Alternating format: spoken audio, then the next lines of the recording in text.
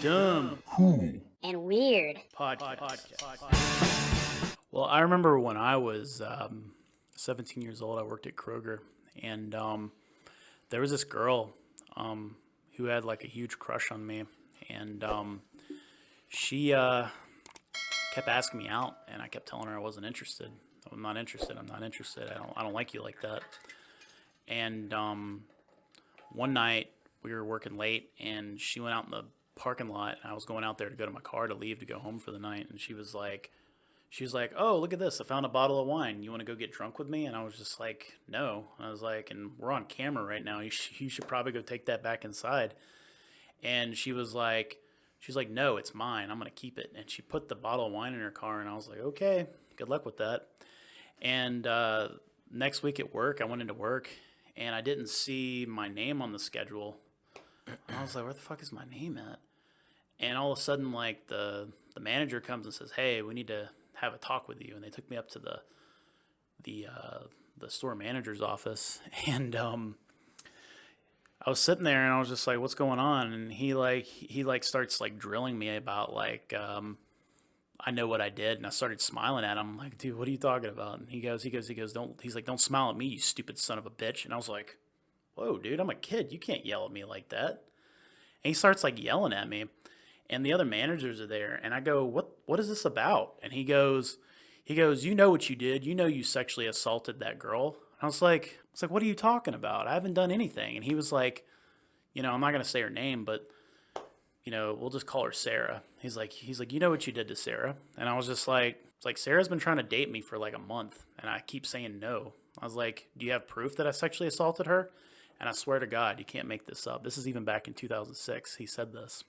He said, he said, "I don't care if we have evidence or not. I just know how men are, and I support a women's." He said, "I support a women's like battered shelter." And I go, "Okay." I was like, "I'm a 17-year-old kid, man. I don't know what you're talking about." I was like, "I'm not interested in her." I was like, I've never even been alone with her."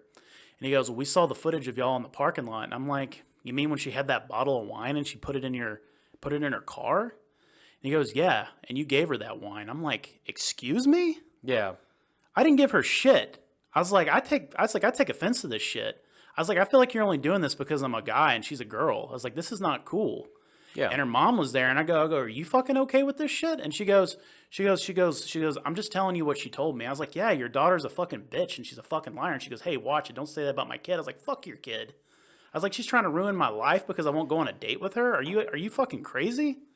Well, it's like, And it ended very badly for them because um they wanted me to take a lie detector test, and I did. And I passed it with flying colors, which that doesn't mean anything anyway, because lie detector yeah, they, tests are bullshit. yeah, they actually are. But I caught her. I trapped her because she messaged me a month later, and she was like, "Are you doing okay?" I was like, "Fuck no, I'm not doing okay. You got me fired from my fucking job." The guy goes, the store manager was like, "You're fired." No, he didn't say. He said, "You're terminated." I was like, "What? Is Arnold going to come in here and get me?" And he like the other manager, Christ. like the other manager kind of smirked a little bit because it was pretty funny. But I was like, "You know what, dude? You can take your fucking job and you can shove it up your fat, ugly ass, dude. Fuck you and fuck all of y'all. Y'all are fucking pieces of shit, and y'all don't care fucking one damn bit about evidence or anything. Y'all are fucking scum." I was like, "I hope every one of y'all gets what's coming to you." And so I left. My dad went up there and almost got in a fight with like a fist fight with the guy because my dad got really fucking pissed about this. Yeah. But it ended in my favor though, because like about a month later she texted me, and in the text message, she said, "Are you doing okay?" I was like, "No, I'm not doing okay. You just tried to get me in trouble, and you made me look like a rapist or something." And she goes, "The only reason I told them that is because you wouldn't go on a date with me." And I was like, "Ha, gotcha, bitch." And I like saved those text messages, and I gave them to my dad. My dad printed them off and brought them up there. And I shit you not, I can't make this up. They said I was cleared, but they said I still wasn't allowed to come in the store just because of the principle of it alone. And I'm like, you got to be fucking kidding me. Well, that's the next thing that's very toxic is spreading misinformation about anything. Oh, I mean, if you're, you not just like ruin somebody's life, but you can ruin your own life. But the fact about lying is probably one of the worst, most toxic traits because it could go down so many avenues to where you could get somebody hurt.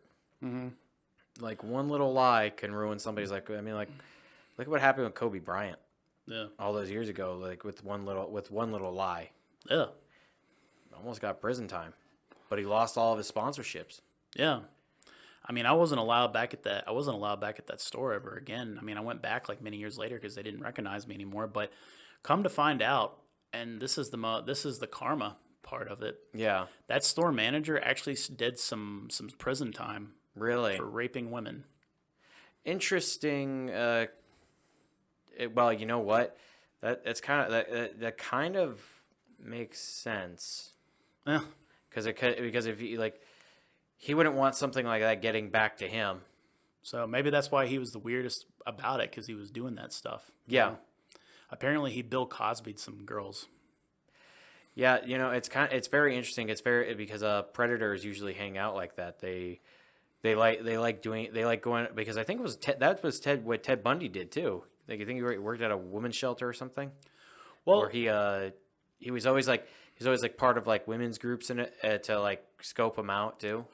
Well, that only happened to me like once or twice. The second time it ever happened to me, it was just like somebody texted me one time, and they said that I know what I did, and I did this, this, and this, and they told me the date that I did it. And the funny thing is, the date that I did it, I was with Lexi, so me and her were like doing something, because she remembers the day too, that like when we were at some kind of event or something.